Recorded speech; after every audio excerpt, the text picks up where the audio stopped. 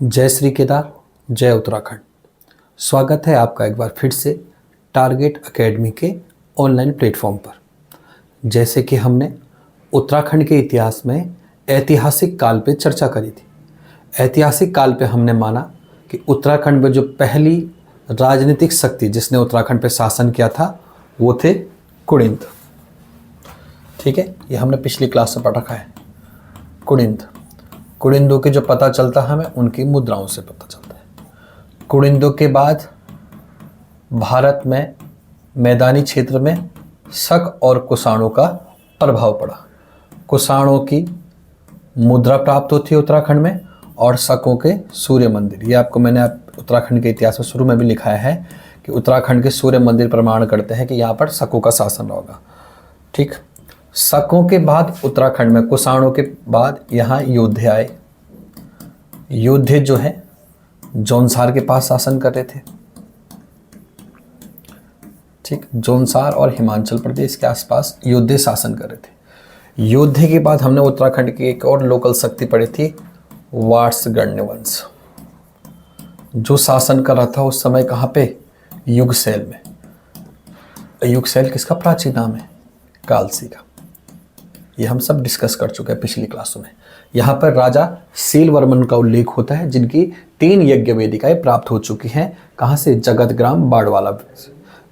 इसके अलावा एक चौथी यज्ञ वेदिका पर अभी कार्य शुरू हुआ है। योद्धे जो वंश है, योद्धे भी जौनसार के आसपास के क्षेत्र में रहे। योद्धों के भी सिक्के मिले हैं, इन पर कार्तिकेय के चित्र मिले। फिर वार्ष्णेय के बाद हमने एक वंश पढ़ा था उत्तराखंड में, वो था छांगलेश वंश। छांगलेश वंश की जानकारी भी हमें लाखा मंडल से प्राप्त हुई है। ये आसपास के क्षेत्र हैं, लाखा मंडल, यमुना घाटी, कालसी यमुना घाटी से ऊपर, कालसी से ऊपर ही उत्तरकाशी का रास्ता जाता है। तो यहाँ पर जो है छांगलेश वंश जो है इसकी जानकारी लाखा मंडल के खंडित शिलालेख से मिलती है। ये हमने पिछली क्लास में डिस्कस कर चुके हैं, खंडित शिलालेख। उसके बाद छांगलेश वंश के बाद है लाखा मंडल से हमें पास सिंहपुर का यदुवंश की जानकारी मिलती है। और सिंहपुर यदुवंश की जानकारी हमें मिलती है रानी ऐश्वर्या के प्रशस्ति पत्र से, जो कहाँ है? लाखा मंडल में। तो लाखा मंडल में हमारे पास 2 वंशों की जानकारी मिल रही है। और लाखा मंडल हमारे पास महाभारत कालीन भी है। और लाखा मंडल के पास जो है यमुना और अलगाड़ का संगम भी होता है। ठीक, और लाखा मंडल के पास महाभारत कालीन लाक्षागृह भी थे। तो ये सारे टॉपिक आपको समझने होंगे। इसके बाद हमने पढ़ा कि यदुवंश के साथ साथ देखो उत्तराखंड में एक बड़ी शक्ति जो लोकल शक्ति थी वो थी नागवंश। ठीक, नागवंश का जो अभिलेख मिलते हैं हमें, वो मिलते हैं इनके त्रिशूल लेख। नागवंश के जो प्रमाण है हमारे पास त्रिशूल लेख मिलते हैं। और त्रिशूल लेख में है 2 त्रिशूल लेख इंपॉर्टेंट है। एक है बाड़ाहाट उत्तरकाशी का, और जो सबसे ज़्यादा इंपॉर्टेंट है त्रिशूल लेख वो है कहाँ का? गोपेश्वर का त्रिशूल लेख। ये तो उत्तराखंड से मिलते हैं नागवंश की जानकारी, लेकिन हम मानते हैं कि नागवंश जम्मू कश्मीर के आसपास भी सक्रिय रहा है, या जम्मू कश्मीर हिमाचल प्रदेश के आसपास भी इसने शासन किया नागवंश ने, जिसकी जानकारी हमें अनंतनाग जम्मू कश्मीर के त्रिशूल लेख से मिलती है। और जो अनंतनाग का त्रिशूल लेख है उस जो है वो गोपेश्वर के त्रिशूल लेख के समान है। ये हम पिछली क्लास में पढ़ चुके हैं। और गोपेश्वर का त्रिशूल लेख किसने बनाया था? गणपति नाग ने। ठीक, नागवंश के देखो, नागवंश से ठीक पहले अगर एक उत्तराखंड में एक बड़ी शक्ति थी, ठीक इससे पहले तो वो थे गुप्त वंश। जब समुद्रगुप्त विक्रमादित्य, चंद्रगुप्त विक्रमादित्य का शासन चल रहा था, तो उनके प्रयाग प्रशस्ति अभिलेख जो समुद्रगुप्त की विजय की गाथा है उसमें उत्तराखंड का नाम क्या है? कीर्तिपुर। तो ये भी एक लाइन का 1 लाइनर इंपॉर्टेंट है कि प्रयाग प्रशस्ति पत्र में उत्तराखंड को क्या लिखा गया है? कीर्तिपुर। ये सब हम पिछली क्लासों में डिस्कस कर चुके हैं कि गुप्त काल में जो है समुद्रगुप्त को भारत का नेपोलियन कहा जाता है। और समुद्रगुप्त की जो विजय हुई है उसमें माना गया है कि नेपाल के पास कीर्तिपुर राज्य था। तो जिस कीर्तिपुर राज्य की बात गुप्ताओं के समय चल रही है, माना जाता है वो कीर्तिपुर राज्य कौन सा है? उत्तराखंड। ठीक। अब नाग वंश के पतन में जो है सबसे इंपॉर्टेंट हाथ होता है वो भारत के इतिहास में भी ये वंश चल रहा है, मौखरी वंश।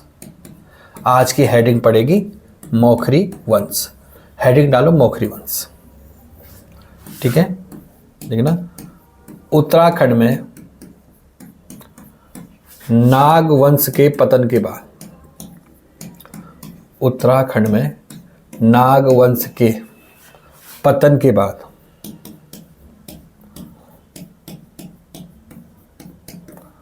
मौखरी वंश का शासन हुआ।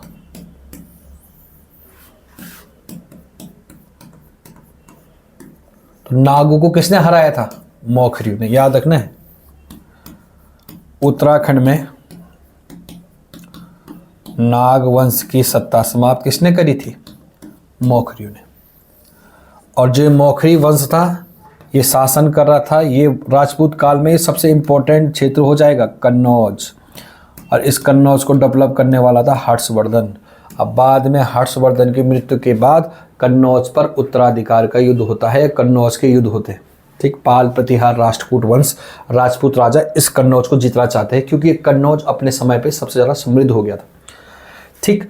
तो नाग वंश के बाद उत्तराखंड में कौन सा वंश आया? मौखरी वंश। और मौखरी वंश में हम मानते हैं इस मौखरी वंश का राजा था ग्रहवर्मन। जो अंतिम राजा जिसके बारे में हम डिस्कस करेंगे वो है ग्रहवर्मन, ठीक है। तो नाग वंश की सत्ता समाप्त हुई उत्तराखंड से, और नाग वंश की सत्ता के बाद उत्तराखंड में कौन सा वंश आया? मौखरी वंश, ठीक। ये पॉइंट लिख देना आगे। अब क्या होता है, मौखरी वंश का जो अंतिम राजा होता है, मौखरी वंश का राजा ग्रहवर्मन, मौखरी वंश का जो अंतिम राजा था ग्रहवर्मन, इसकी हत्या हो जाएगी, ठीक है। अब मौखरी वंश के राजा ग्रहवर्मन की हत्या होगी। यहाँ पर है बंगाल का शासक जो होता है शशांक, ये क्या करता है, बंगाल में गौड़ शासक है, ब्राह्मण वंशी शासक है, शशांक का शासन है। और यहाँ पर थानेश्वर में जो है हर्षवर्धन का भाई प्रभाकर वर्धन गद्दी पे बैठा हुआ है। तो इनके बीच आपसी विवाद है। इस आपसी विवाद में, आपसी विवाद आप प्राचीन काल में पढ़ोगे, तो अब इन आपसी राजाओं के आपसी विवाद में क्या होता है कि कन्नौज का जो मौखरी वंश का शासक है ग्रहवर्मन, इसकी हत्या हो जाती है। और इसकी हत्या शशांक के द्वारा की जाती है। शशांक बंगाल में शासन कर रहा है, और शशांक जब इसकी हत्या कर देगा ग्रहवर्मन की, तो फिर क्या होगा, कन्नौज की गद्दी खाली हो जाएगी, कन्नौज का राजा की मृत्यु हो गई। ऐसे में क्या करते हैं कि जो हर्षवर्धन है, कौन? हर्षवर्धन, जो थानेश्वर हरियाणा के पास है, थानेश्वर, और जहाँ पे जो वंश है वो है पुष्यभूति वंश। तो थानेश्वर के पास पुष्यभूति वंश है, उसका राजा हर्षवर्धन, ठीक। तो ग्रहवर्मन जो है जीजाजी लगते हैं किसके? हर्षवर्धन के। या हर्षवर्धन का जो बहनोई है वो ग्रहवर्मन है। तो यहाँ पर क्या होता है, ग्रहवर्मन की हत्या के बाद क्या होता है कि जो ये कन्नौज का क्षेत्र है ऑटोमेटिकली किसके पास चल जाएगा? हर्षवर्धन के पास, स्वतः ही। क्योंकि ग्रहवर्मन की पत्नी कौन थी? हर्षवर्धन की बहन। तो इसके हर्षवर्धन की जो ग्रहवर्मन की पत्नी है वो कन्नौज का मौखरी वंश का विलय कर देगी किसमें? हर्षवर्धन। और हम मानते हैं कि हर्षवर्धन जो है एक बार फिर गुप्ताओं के बाद भारत को एकीकरण करने में सफलता हासिल करी। भारत में जो है बड़ी शक्ति के रूप में मौर्य उभरे थे, मौर्य के बाद कुषाण उभरे थे, और कुषाणों के बाद अगर जो बड़ी शक्ति थी वो गुप्त थे, और गुप्ताओं के बाद जो सबसे अंतिम जो बड़ी शक्ति थी वो थी हर्षवर्धन। हर्षवर्धन की मृत्यु के बाद राजपूतों का काल आता है, जिसमें राजपूत काल में हम क्या पढ़ते हैं कि राजपूतों का कन्नौज का उत्तराधिकार के युद्ध चलते हैं, ठीक। तो ग्रहवर्मन की हत्या के बाद उत्तराखंड किसके अधीन आ गया? हर्षवर्धन के अधीन, ठीक। तो यही पॉइंट लिखना है, मौखरी वंश के अंतिम राजा ग्रहवर्मन की हत्या के बाद उत्तराखंड का क्षेत्र हर्ष के अधीन हो गया, या हर्षवर्धन के अधीन हो गया। और हर्षवर्धन का वंश कौन सा है? थानेश्वर का पुष्यभूति वंश, ठीक। अब यहां पर देखो हेडिंग डालनी है, अब हर्षवर्धन के समय उत्तराखंड, हर्षवर्धन के समय उत्तराखंड, ये टॉपिक चाहिएगा।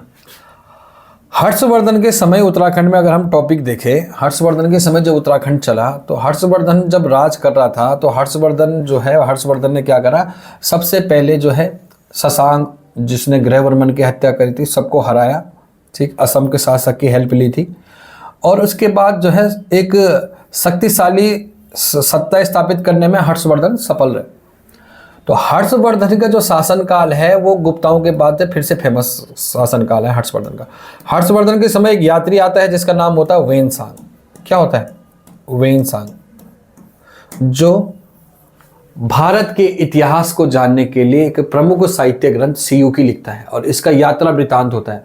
वेनसांग निवासी होता है चाइना का और ये बौद्ध धर्म की दीक्षा, बौद्ध धर्म की भिक्षु है ये, और ये बौद्ध धर्म को जानने की उत्सुकता इसके अंदर रहती है। ये बौद्ध धर्म को जानने के लिए कहा आता है भारत आता है और ये भारत में उन स्थानों को घूमता है जो बुद्ध से संबंधित थे, ये बुद्ध के जीवन से संबंधित थे। क्योंकि जो है चीन में चीन ने बौद्धिस्ट धर्म तो अपना लिया लेकिन चीन को बौद्ध धर्म के बारे में जानकारी नहीं थी कि बौद्ध धर्म एक्चुअल में आया कहाँ से। तो ये जो वेनसांग है इसके अंदर जिज्ञासा थी कि मैं क्या करूं, बुद्ध को पढ़ूं। तो ये भारत आता है, ये भारत तक्षशिला रहता है, नालंदा विश्वविद्यालय में संस्कृत सीखता है। संस्कृत सीखने के बाद ये भारत के समकालीन जगहों पे जाता है और बुद्ध के जो जितनी भी जगह हैं बुद्ध की जीवन संबंधित उनका डाटा कलेक्ट करके ये फिर चल जाता है चाइना।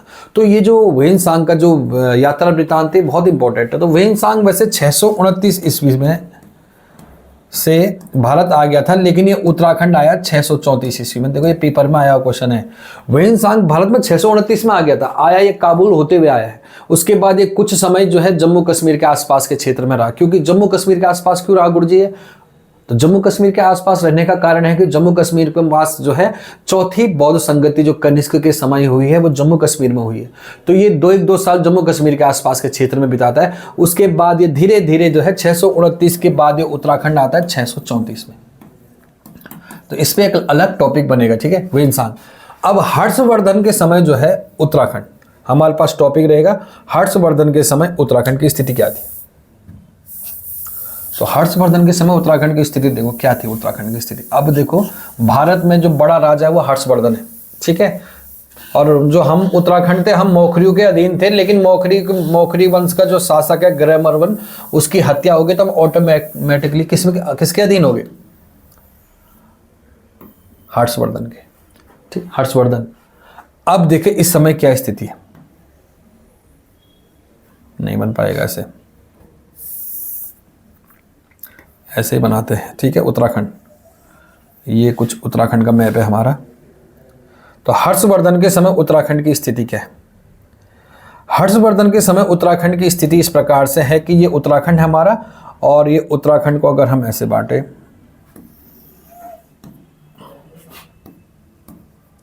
ये हो गया पश्चिम, ये हो गया उत्तर, ये हो गया दक्षिण, आता ही होगा ना, ये हो गया पूर्व, नहीं तो आना चाहिए आपको ये, ठीक है, EWNS,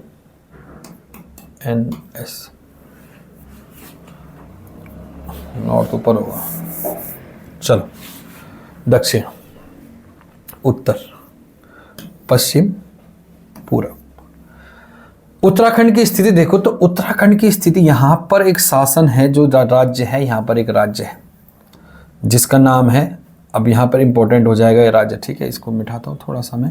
यहाँ पर जो राज्य है वो है शत्रुघ्न। कौन सा राज्य है? शत्रुघ्न।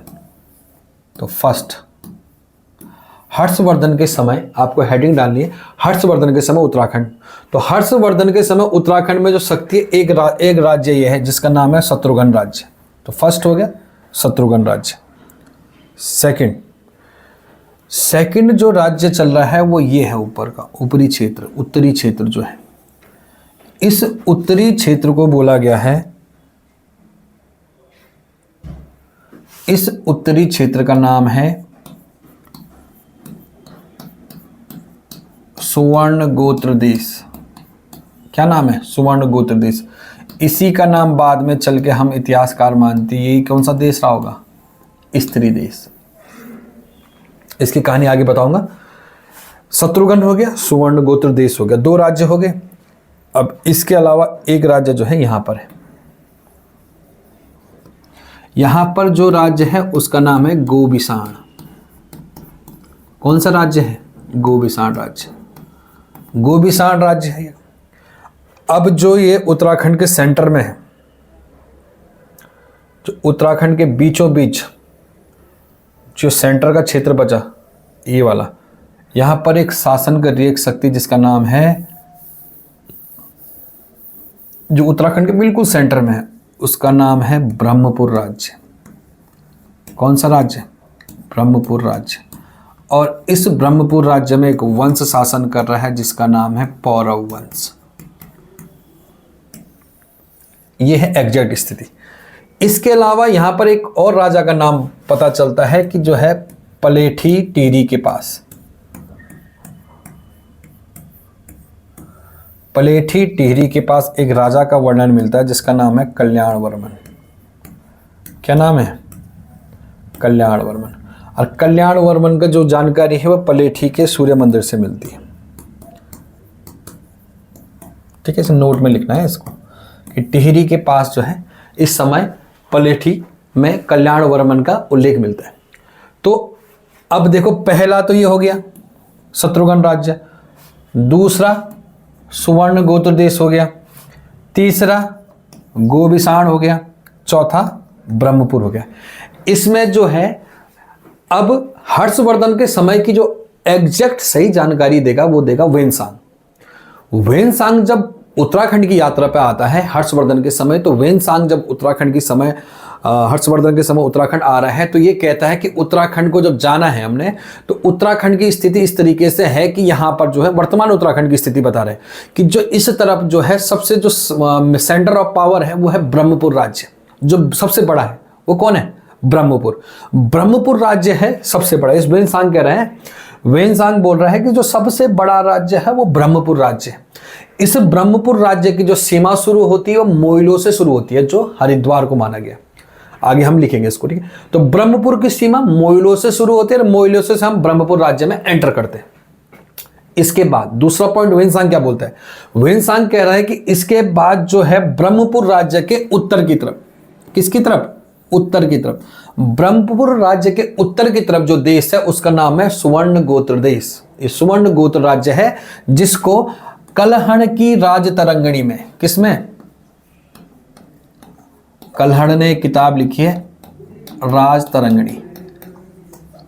कलहण की राज तरंगणी में उल्लेख है किसका? ललितादित्य मुक्तापीड़ ने आक्रमण किया। ये जम्मू कश्मीर का शासक था। तो कलहण की राज तरंगणी के अनुसार ललितादित्य मुक्तापीड़ ने जब गढ़वाल पर आक्रमण किया तो उस समय जो जिस देश के साथ उसका युद्ध हुआ था वो देश था स्त्री देश। अब ऐसा क्यों कहा होगा? गुरुजी वो इसलिए कहा कि उन्होंने कहा कि ब्रह्मपुर राज्य के ऊपर एक देश है जो है स्वर्ण गोत्र देश, जो हमने माना कि जोशीमठ से ऊपर का क्षेत्र रहा होगा। जोशीमठ से ऊपर का क्षेत्र, और जोशीमठ से ऊपर के क्षेत्र पर जो देखा होगा हमने, यहाँ पर भोटिया जनजाति रहती है और इन पर तिब्बती परिधान का प्रभाव है, या तिब्बती धर्म का प्रभाव है, तिब्बतियों का प्रभाव है इनका ड्रेसअप में। तो तिब्बती का जो प्रभाव है, तिब्बती का ड्रेसअप है ना, लंबी सी ड्रेस पहनते तिब्बत, तो अब वहां के पुरुष भी ऐसी मैक्सिनुमा ड्रेस पहन रहे हैं। तो जब ये लोग मिले और ललितादित्य मुक्तापीड़ ने जब यहाँ आक्रमण किया तो यहाँ पुरुष भी बड़ी सी ड्रेस पहन के आ रखे थे। तो उसने बोला, अरे भाई साहब ये क्या है, यहाँ के पुरुष भी स्त्रियों के कपड़े पहनते, इसलिए ड्रेस क्या नाम दिया? स्त्री देश। जबकि एक्चुअल में देश का नाम क्या था? स्वर्ण गोत्र देश। तो इतिहासकार मानते हैं कि कल्याण की राज तरंगणी में जो स्त्री देश है वो कौन सा है?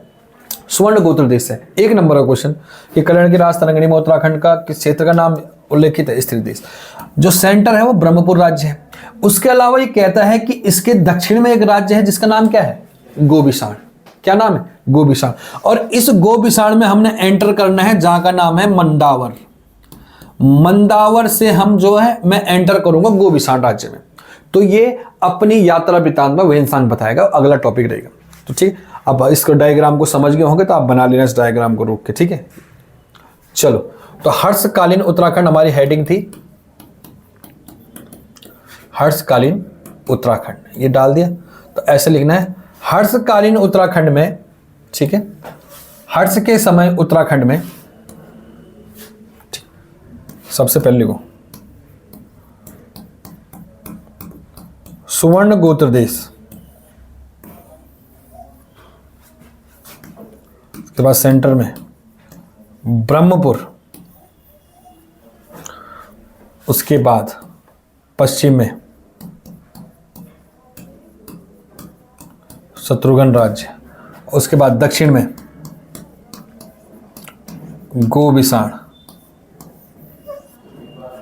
का उल्लेख मिलता है। ठीक है। हर्षवर्धन के समय उत्तराखंड में उत्तर के क्षेत्र में सुवर्ण गोत्र देश, सेंटर में ब्रह्मपुत्र देश और पश्चिम में शत्रुघ्न राज्य और दक्षिण में गोबिसाण राज्य का उल्लेख मिलता है। अब एक एक को डिकोड करेंगे। तो फर्स्ट हम किसको लेंगे? फर्स्ट हेडिंग डालो शत्रुघ्न राज्य, हर्षवर्धन, हर्षकालीन राज्य में जो है शत्रुघ्न राज्य। शत्रुघ्न राज्य में हमने ये लिखना है कि जो शत्रुघ्न राज्य की सीमा बता रहा है कि शत्रुघ्न राज्य की जो सीमा है वो आज की डेट में जो है हिमाचल प्रदेश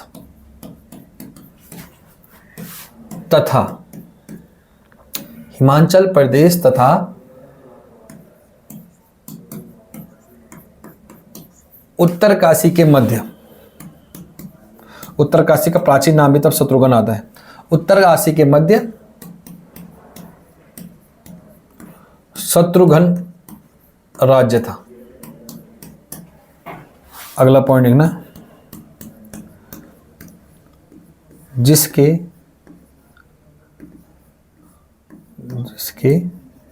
मध्य से कौन सी नदी बह रही होगी?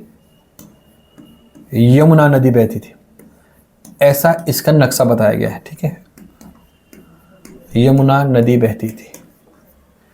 तो इतिहासकार मान रहे हैं कि जब यमुना नदी सेंटर में बह रही है तो फिर यमुना नदी जो है उत्तराखंड का जो है, देखो हमारे पास पोटा के पास से हमारे पास चल जाती है हिमाचल में, तो वो मान रहे हैं कि जो हिमाचल प्लस उत्तरकाशी प्लस विकासनगर वाला जो क्षेत्र, इस तरीके जो क्षेत्र आएगा वो कौन सा राज्य होगा? शत्रुघ्न राज्य। तो ये बोल दिया, देखो हिमाचल प्रदेश तथा उत्तरकाशी का जो है बॉर्डरवर्ती इलाका जो है हमारे पास, वो कौन सा राज्य था?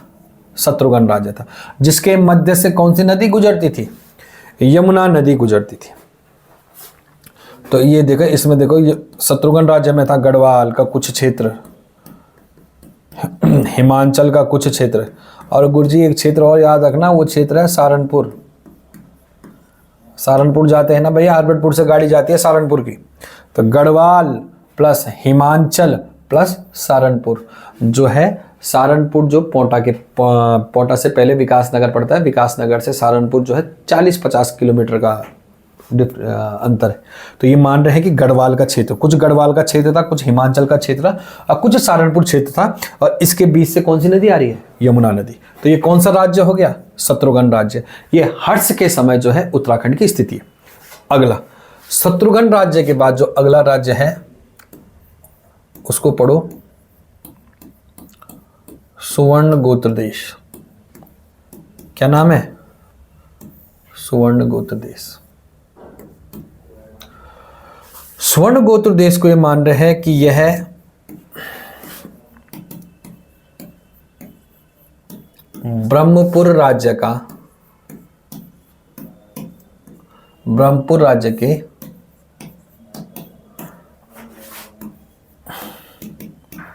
उत्तर में बसा था। ठीक, एक ही पॉइंट है इसके लिए। अगला पॉइंट, इसको हमारे इतिहासकार इसको रिलेट करते हैं कि ललितादित्य मुक्ता पीढ़ जो कहाँ का शासक था? जम्मू कश्मीर के शासक ने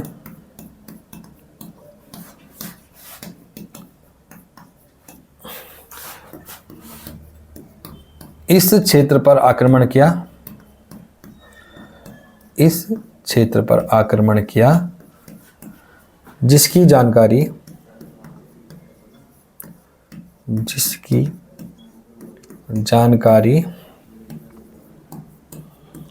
कलहण की राजतरंगिणी से मिलती है। जिसकी जानकारी कलहण की राजतरंगिणी से मिलती है। तो very very important fact. Lalitaditya Muktapida जो कहाँ का शासक था, जम्मू कश्मीर का शासक था, इसने उत्तराखंड के उत्तरी क्षेत्र पे, जम्मू कश्मीर का शासक था तो आएगा ही उत्तरी क्षेत्र, जम्मू कश्मीर हमारे से ऊपर ऊपर है ना नक्शे में भी, तो जम्मू कश्मीर का राजा जब उत्तराखंड पे आक्रमण करेगा तो आएगा उत्तर से ही आएगा वो। तो जब उत्तर से हमारे पास आ रहा है तो उसने देखा कि यहाँ पर जो है पुरुष ने क्या है, मैक्सीनुमा ड्रेस पहनी है, तो उसने क्या बोला इस देश को, स्त्री देश का, कल्याण की राजतरंगिणी में, ठीक है। और इसको स्वर्ण गोत्र देश को इसने क्या बोला, स्त्री देश के नाम से जाना। तो ये पॉइंट लिखना, कल्याण की राजतरंगिणी में इस क्षेत्र को स्त्री देश के नाम से जाना गया है। अगला जो राज्य था वो था गोविषाण। कौन था, गोविषाण। गोविषाण जो राज्य था वो काशीपुर प्लस पीलीभीत प्लस रामपुर के मध्य का क्षेत्र था,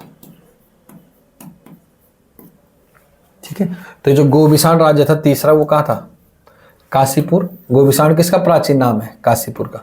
काशीपुर, पीलीभीत और रामपुर के मध्य जो है ये गोविषाण राज्य था। हर्षवर्धन के समय की जानकारी है, ठीक, ऐसा मानते।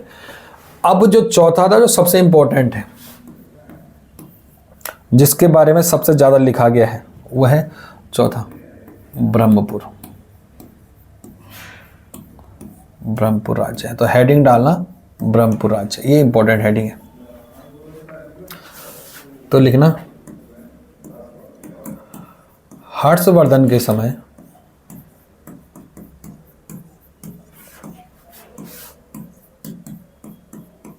उत्तराखंड में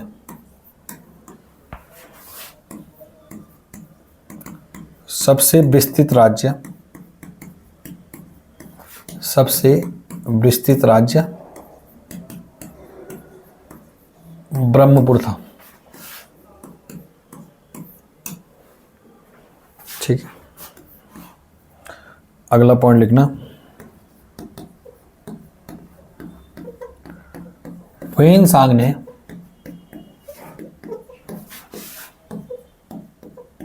इस क्षेत्र को पोलो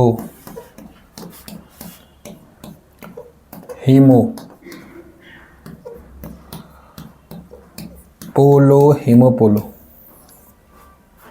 कहा, ठीक है। अगला पॉइंट, जो ये ब्रह्मपुर राज्य था ये आज की डेट में कुमाऊं और गढ़वाल, ठीक है। तो इतिहासकार मानते हैं कि ब्रह्मपुर राज्य वर्तमान का गढ़वाल, कुछ गढ़वाल तो है तो पूर्वी लिख देना, पूर्वी गढ़वाल, कुछ गढ़वाल शत्रुघ्न राज्य में चले गए ना, पूर्वी गढ़वाल प्लस कुमाऊं का क्षेत्र था। तो वर्तमान जो उत्तराखंड है उसका जो स्वरूप है वो शायद यही ब्रह्मपुर राज्य था। तो इसलिए हम पढ़ते हैं ना कि ह्वेनसांग ने उत्तराखंड को क्या कहा है, पोलो हिमोपोला कहा है। और ह्वेनसांग भी ये कह रहा है कि सेंटर में जो है सबसे बड़ा राज्य है जिसका नाम ब्रह्मपुर है, ठीक। अगला पॉइंट लिखना, ब्रह्मपुर राज्य में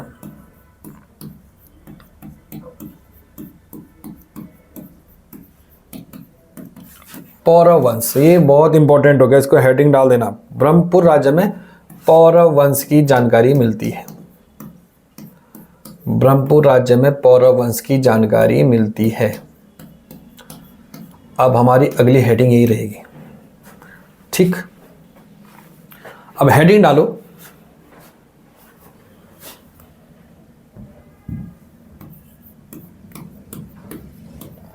पौरव वंश। और कहाँ था ये, किस राज्य में था ये,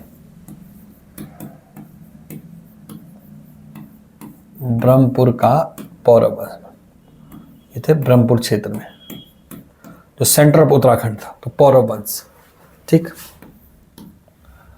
अब हमें गुरुजी ये पौरव वंश है तो आप कहानी सुन लेंगे फिर लिख दूंगा मैं। तो जो पौरव वंश है, इस पौरव वंश के बारे में हम मानते हैं कि जो बीच में जो उत्तराखंड का सेंटर है यहाँ पर ब्रह्मपुर राज्य है और यहाँ पर एक शक्ति शासन कर रही है, उसका नाम है पौरव वंश, पौरव शासक। तो गुरुजी इसके बारे में जानकारी कैसे मिली, तो जानकारी ऐसे मिली कि 1915 में Y.R. गुप्ते 1915 में YR गुप्त, ये पहली हेडिंग रहेगी इसमें, पौरव वंश, ठीक है। हेडिंग डाले पौरव वंश, तो लिखना 1915 में है YR गुप्ते जो है, ये रिसर्चर हैं, ये रिसर्च कर रहे हैं और इनको यहां पर जो है अल्मोड़ा के पास तालेश्वर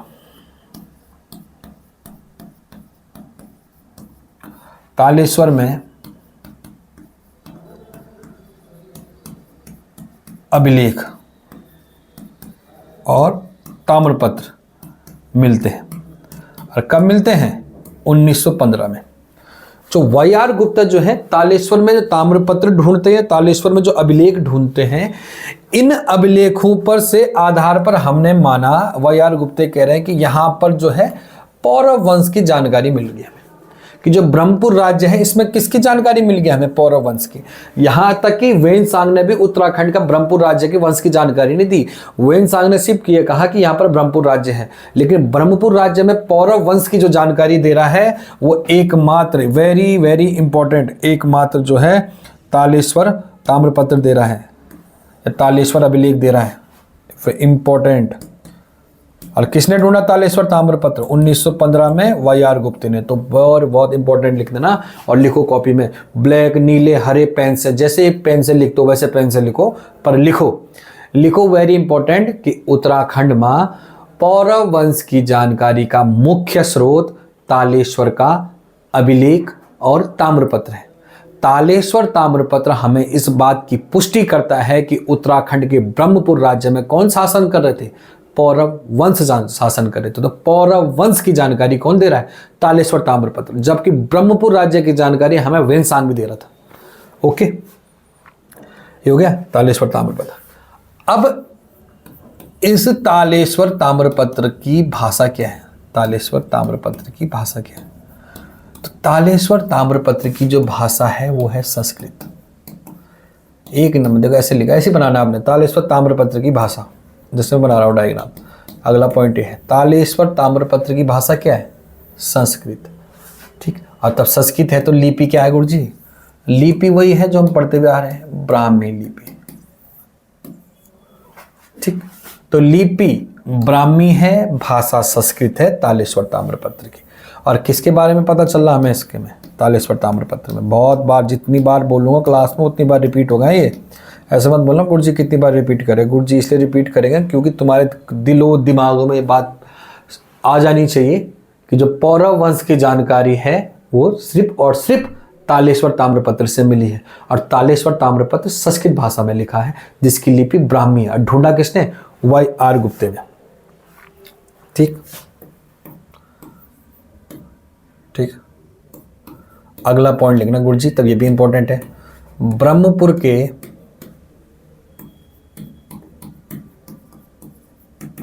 पौरव वंश के राजा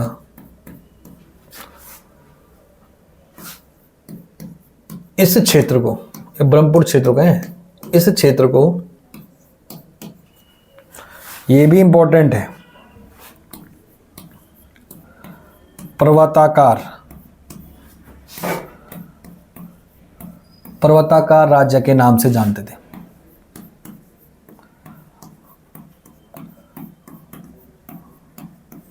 आपको ऐसे कैसे पता गुरुजी? गुरुजी को ऐसे इसलिए पता कि तालेश्वर ताम्रपत्र में लिखा है कि जो है पौरव वंश जो है किस राज्य पे शासन कर रहे थे? पर्वताकार राज्य पे। और यही पर्वताकार राज्य कौन सा है? ब्रह्मपुर। तो पौरव वंश जो है अपने राज्य को पर्वताकार राज्य के नाम से जानते थे। ठीक जी, चलो अगला पॉइंट लिख लो, लिखना ना, तालेश्वर ताम्रपत्र से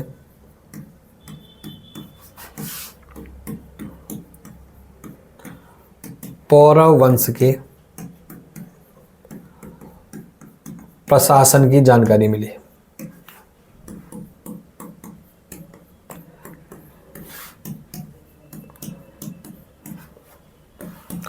तो ये मान रहे हैं प्रशासन की जानकारी मिली, तो ये कह रहे हैं पौरव वंश किस राज्य में काम कर रहा है? पर्वताकार राज्य में। ठीक, अब इसको वैसे डायग्राम में बनाना जैसे बना रहा हूं डायग्राम, बिल्कुल डिट्टो वैसे डायग्राम में बनाना।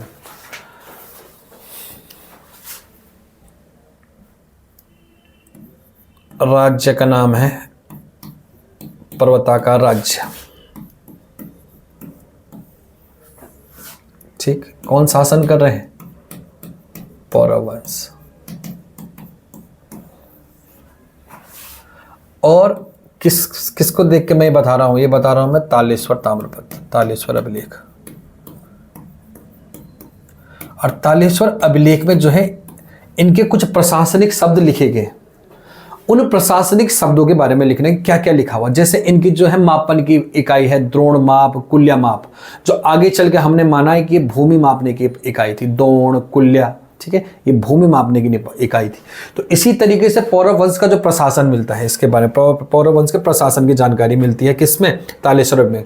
अब प्रशासन देखो कैसा था इनका, पर्वताकार राज्य है पौरव वंश, इनका प्रशासन देखिए किस तरीके से था। प्रशासन में देखिए जो सबसे ऊपर था सर्वोच्च अधिकारी, वो सर्वोच्च तो होगा राजा, जो इसमें मिला है हमारे तालेश्वर ताम्र। दो इनके पास दो ताम्रपत्र अभिलेख मिलते हैं, दो अभिलेख ताम्र अंडाकार के हैं वो। ठीक है, तो उसमें ये सब चीजें लिखी हुई है, तो पौरव वंश की जानकारी मिल गई। तो यहाँ पर जो है सर्वोच्च राजा है। अभी इनमें राजाओं का नाम भी लिखना है, कौन कौन है। सर्वोच्च कौन है? राजा है, राजा का सहायक, राजा का सहायक। अब दूसरा माना राजा का सहायक कौन होता था? वो होता था अमात्य। कौन होता था? अमात्य। राजा की राजधानी, पॉइंट लिखना क्या क्या कहते हैं। राजा की राजधानी को कहते थे ये कोट, ये वाला इंपॉर्टेंट हो गया है। राजधानी को क्या कहते थे? कोट कहते थे। ठीक, और राजधानी के सुरक्षाकर्मी को, राजधानी के सुरक्षाकर्मी को ये कहते थे कोटाधिकरण। ये भी इंपॉर्टेंट है, तिरछा हो गया थोड़ा पर, लेकिन इसको ढंग से लिख देना, कोटाधिकरण। ये लिखा हुआ सर्वोच्च राजा है, ये मैं तालेश्वर ताम्रपत्र में लिखा हुआ है। राजा के बारे में उल्लेख है, अमात्य है, प्रधानमंत्री होगा, राजा का सहायक होगा। राजा की राजधानी को कोट कहा जाता था। क्या कहा जाता था? कोट। किसमें? पौरव वंश में। और राजधानी के सुरक्षा गार्ड को क्या कहा जाता था? कोटाधिकरण। इसके अलावा ये इंपॉर्टेंट है, लेखक वर्ग का प्रधान, लेखक वर्ग के प्रधान को कहते थे ये द्विवरीपति। ये इंपॉर्टेंट होगा, इसमें स्टार लगा देना। लेखक वर्ग के प्रधान को द्विवरीपति कहते थे। राज्यों के बीच, अब राज्य तो थे ही ना, गोभिषाण था, ऊपर सुवर्ण गोत्र देश था, इतर शत्रुघ्न था। राज्यों के बीच शांति समझौता करने वाले को क्या बोलते थे? उसे बोला जाता था संधि विग्रह। कि आपने मौर्य काल में पढ़ोगे, गुप्त काल में पढ़ोगे। ठीक है, यही है इनके जो पदाधिकारी हैं। पदाधिकारी कोई वैसे अलग से नहीं है। इसके अलावा जो राज परिवार को सुरक्षा देते थे, जो राज परिवार को सुरक्षा देते थे, उन्हें कहते थे प्रतिहार।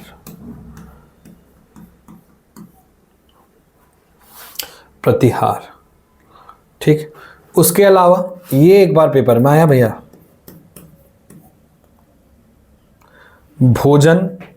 भोजनालय का प्रमुख। ये फॉरेस्ट गार्ड में आया क्वेश्चन, शुभकारपति।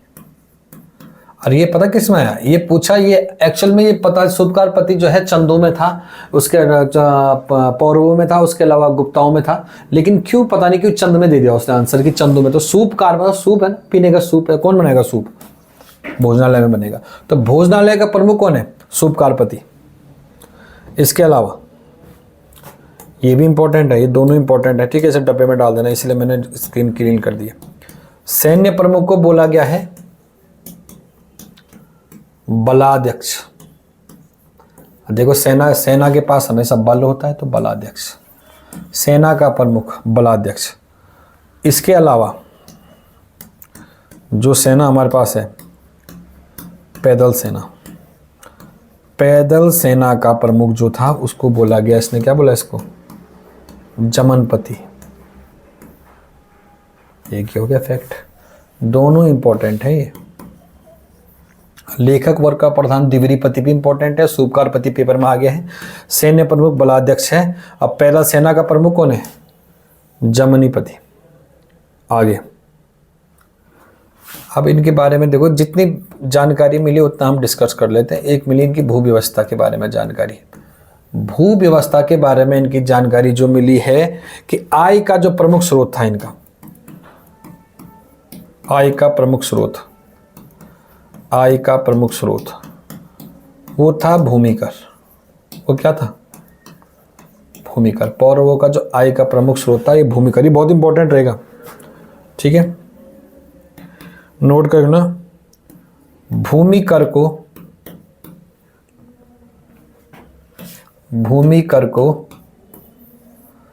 भाग कहते थे। भागिक कौन होता था फिर? भागिक वो होता था जो भाग क्या भूमिकर वसूलता था। अरे आज की डेट में इनकम टैक्स हो गया जैसे। तो आय का प्रमुख स्रोत भूमिकर था, और भूमिकर को किस नाम से जाना जाता था? भाग। और ये भाग जो आपसे भूमि पर, आपकी जमीन पर जो टैक्स लेने वाला आदमी आएगा आपके घर, उसको बोलेंगे भागिक आ गया, ठीक। तो भागिक कौन था? जो ये भूमिकर लेने आता था, और भूमिकर को क्या बोला जाता था? भाग, लैंड रेवेन्यू, ठीक। आगे चल के यही आय का मुख्य स्रोत है। अरे नौकरी चाकरी तो आजकल भी ये ग्रुप सी ग्रुप बी, पहले लोगों ने क्या करा, लोगों खेत देखे, किसके पास कितने खेत हैं, उस खेत पे अच्छा इतने बड़े बड़े खेत, इतने बड़े बड़े शेर हैं इनके पास, वहाँ लड़की दे दो, अमीर लोग हैं। तो मेन जो था पहले ज़माने में जो मुख्य स्रोत था आय का, वो था क्या? भूमिकर। भूमि से उत्पादित होने वाला जो अनाज है वही हमारे अमीरी की पहचान होती थी। आज़ादी के बाद से लेकर जब हमारे दादा के टाइम तक तो लोग सिर्फ ज़मीन ही देखते थे। सरकारी नौकरी देखने का पैटर्न तो अब आया। आज जब सरकारी नौकरी देखने का पैटर्न आया तो मैं भी पढ़ाने लग गया, अब क्योंकि मैंने भी लोगों को सरकारी नौकरी के लिए पढ़ाना है, ठीक। तो यही तो है, और तुम लोग भी पढ़ रहे हो। नहीं तो किसी बात ज़्यादा आज की डेट में ज़मीन तो मैटर नहीं कर रही है। हाँ, पर देहरादून की ज़मीन मैटर कर रही है। गढ़वाल में, देहरादून में ले लेना ज़मीन रे भाई। भागिक हो गया। अब भूमिकर कितना था? भूमिकर का रेट कितना था इनका? भूमिकर लेते थे तो रेट क्या था? रेट जो था इसका, भूमिकर का जो रेट था, जो कुल उपज भी, जितना भी तुम्हारे पास कुल उपज भी, उसका 1/6। ये भी इंपॉर्टेंट है। कितना लिया जाता था? 1/6। और क्या बोलते थे इसको? भाग, ठीक है। तो कुल उपज का 1/6 जो था वो टैक्स था। आगे, और ये बहुत इंपॉर्टेंट है दूसरा, भूमि जो है 2 प्रकार की होती थी। लंबी तो नहीं होगी क्लास। भूमि 2 प्रकार की होती थी। एक भूमि होती थी केदार, और एक भूमि होती थी सारी, ठीक है। पौरवों के समय भूमि जो है 2 प्रकार की होती थी। एक होती थी केदार भूमि, एक होती थी सारी भूमि। केदार भूमि ऐसा लिख देना, शॉर्टकट मत माना, केदार भूमि और सारी भूमि। अब इसमें देखो क्या डिफरेंस था इन दोनों में। केदार बोला जाता था सिंचित भूमि को, किस भूमि को? सिंचित भूमि को। और सारी भूमि बोला जाता था असंचित भूमि को। जिसमें सिंचाई सुविधा है उसको केदार भूमि बोला जाता था, और अभी भी हमारे पूरे गढ़वाल को केदार भूमि बोलते हैं। केदार भूमि मतलब समझो उपजाऊ भूमि। अब सीधे केदार से लगा लो कि भगवान केदार की भूमि है, केदार की भूमि में भतूज उत्सव, भतूज में क्या, केदार पे भात का लेप किया जाता है। तो भात कहाँ से आएगा? जब सिंचित होगी भूमि। तो केदार भूमि कौन सी है? सिंचित भूमि। और सारी भूमि कौन सी? असिंचित। देखो इतना कन्फ्यूजन है। सारी, आज के गाँव में आजकल क्या बोलते हैं कि सारी लगाने जा रहे, तो सारी क्या होता है? सिंचित भूमि। लेकिन सारी भूमि क्या थी? असिंचित भूमि थी पौरव काल में, ठीक है। अब जो है अगला इंपॉर्टेंट लिखना, तालेश्वर ताम्रपत्र में पौरव वंश के राजाओं का नाम। ये तो प्रशासन लिखा दे मैंने।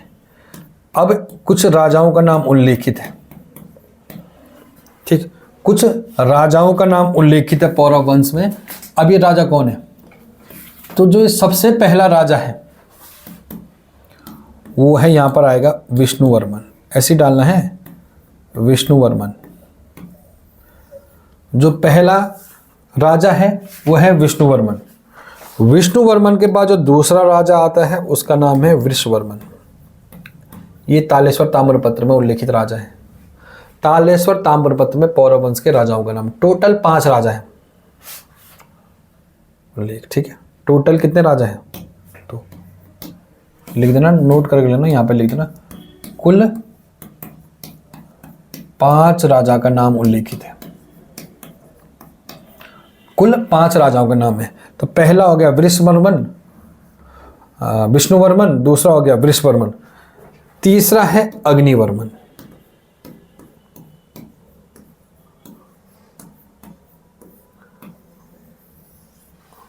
अब अग्निवर्मन के बाद ये मानते हैं कि अग्निवर्मन के बाद जो अगला राजा आएगा, अग्निवर्मन के बाद जो है जिसका नाम है वो इंपॉर्टेंट है, वो है धुत्तीवर्मन। धुत्तीवर्मन, धुत्तीवर्मन, ठीक है, इंपॉर्टेंट है धुत्तीवर्मन। और धुत्तीवर्मन के बाद आता है विष्णुवर्मन द्वितीय, सेकंड। अभी नोट पॉइंट लिखना बाकी है इसमें। तो तालेश्वर ताम्रपत्र में जो है 5 राजाओं का नाम है, जिनका नाम है विष्णुवर्मन, वृषवर्मन, अग्निवर्मन, धुत्तीवर्मन और विष्णुवर्मन। तो गुरुजी आप ये बताओ, ये जो तालेश्वर ताम्रपत्र है ये लिखा किसका था किसका है ताम्रपत्र फिर? तो तालेश्वर ताम्रपत्र, इंपॉर्टेंट लिखना, पेपर में आया हुआ क्वेश्चन है कनिष्ठ सहायक में। तालेश्वर ताम्रपत्र का संबंध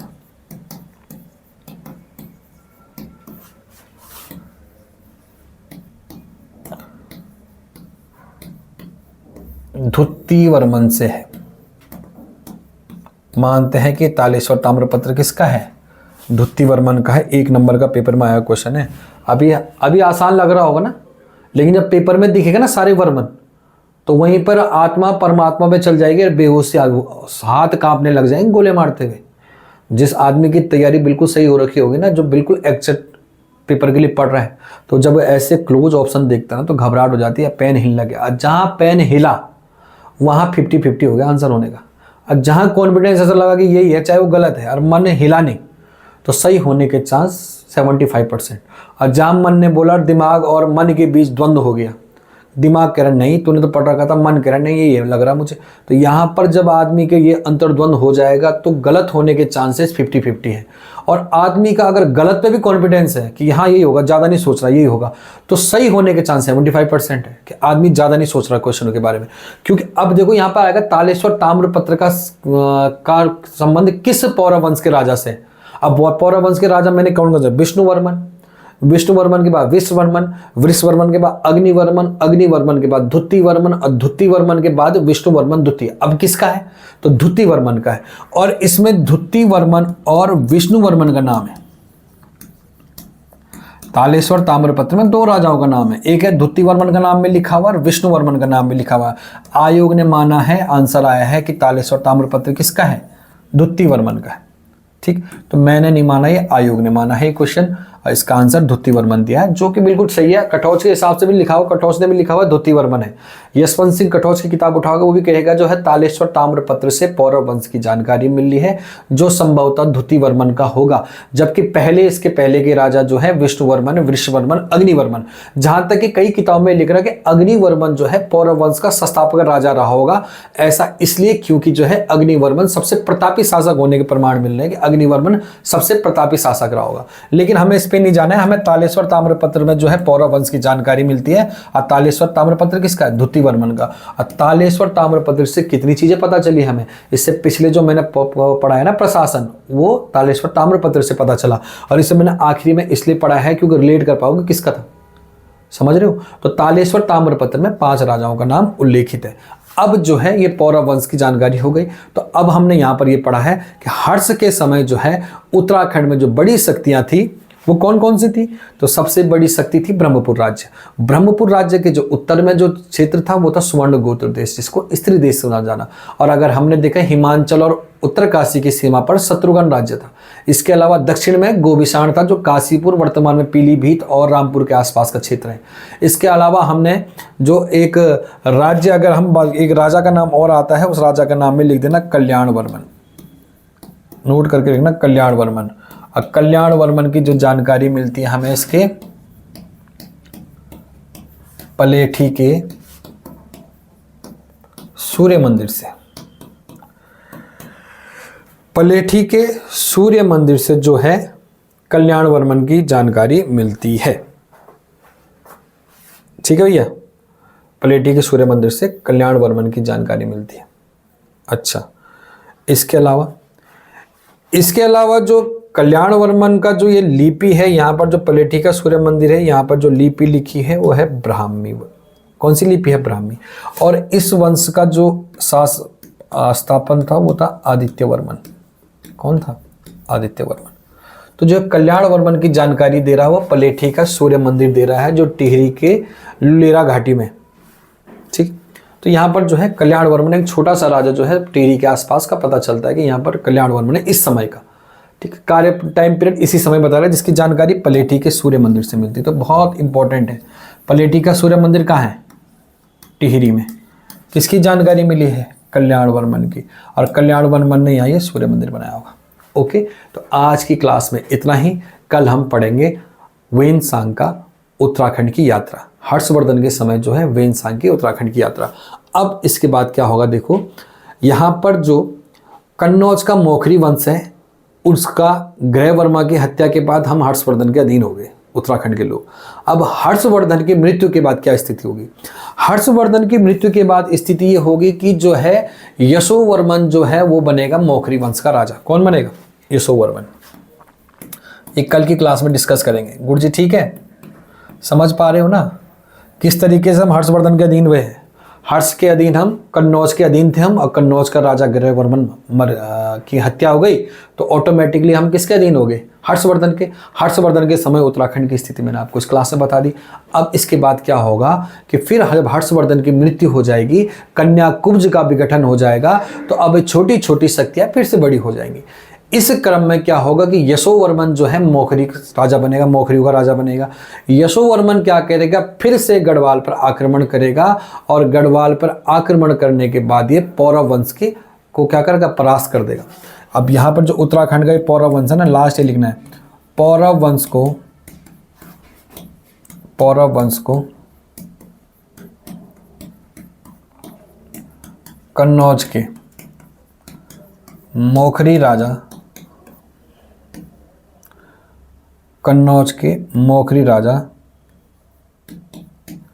यशोवर्मन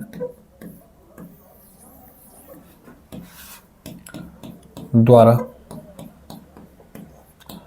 पराजित किया। ठीक है, तो उत्तराखंड में पौरव वंश को खत्म करने वाले लोग कौन थे? यही कन्नौज के मोखरी राजा। तो गुरुजी मोखरी फिर से एक्टिव हुए जब हर्षवर्धन क्या हो गया? एक्सपायर हो गया। तो फिर ये यशोवर्मन ने उत्तराखंड पे शासन किया, और यशोवर्मन ने क्या कहा? पौरव वंश का हराया, और यहाँ पर एक अपना शासक रखा जिसका नाम था बसंत देव। क्या नाम था? बसंत देव। और कहते हैं कि बसंत देव ने क्या करा? यशोवर्मन के सामंत के रूप में कार्य किया था। किसके? सामंत के रूप में। यशोवर्मन खुद कन्नौज के मोखरी वंश को संभाल रहा था, तो यहाँ उसने अपना एक सेनापति रख दिया जिसका नाम क्या था? बसंत देव। और यही बसंत देव जो है यशोवर्मन की मृत्यु के बाद गढ़वाल में कार्तिकेयपुर, जिसे हम कत्यूरी राजवंश मानते हैं, और यहाँ से गढ़वाल का ऐतिहासिक राजवंश मानेंगे कि गढ़वाल का पहला ऐतिहासिक राजवंश आ गया है, वो आने वाला है। वो कौन लाएगा? बसंत देव। तो इसके लिए आप बने रहिए इस कहानी के लिए, रोचक कहानी के लिए। रोचक कहानी का जो लास्ट है वो 1 नंबर का क्वेश्चन आपको बता देता हूं। 1 नंबर का क्वेश्चन आता है कि उत्तराखंड की पहली राजनीतिक शक्ति वो आएगी कुड़िंद। राजनीतिक शक्ति मैं इसलिए कह रहा हूं क्योंकि कुड़िंदों के बारे में जानकारी उनके सिक्कों में मिली है, और राजाओं का नाम और राजाओं का जो क्रमवार उल्लेख है वो नहीं मिला है। जबकि है कि राजा का पुत्र राजा बनता है, राजा का ज्येष्ठ पुत्र राजा बनता है, या तो फिर राजा पे भाई आक्रमण होगा, उसके बाद नए राजवंश आएंगे, उनके एक पीढ़ी दर पीढ़ी एक क्रम मिलेगा ना, लेकिन नहीं मिला है। तो कुड़िंदों के बारे में सिर्फ हमारे पास उनके कॉइन्स मिले हैं और morphology of Kuninda coins MP Joshi लिख चुके हैं।